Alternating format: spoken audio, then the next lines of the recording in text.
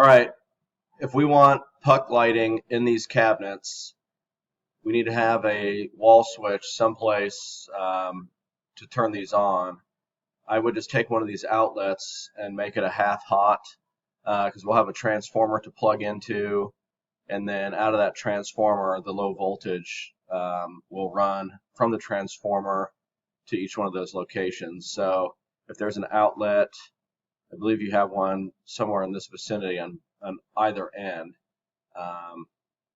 We'll just leave the transformer so it's not seen in the cabinet, and then the low voltage will run up behind the cabinet.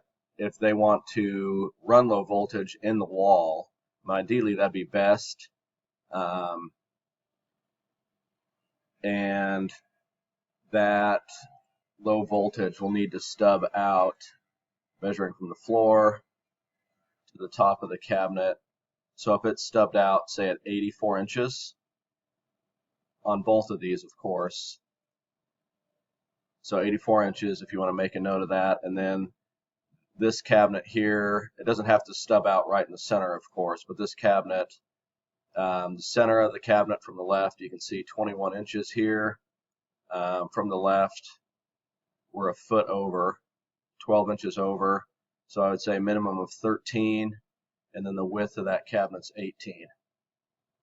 So anywhere from, say, 13 to plus 17 if it's stubbed out, and then 84 inches off the floor, and then same thing, just reversed on this wall.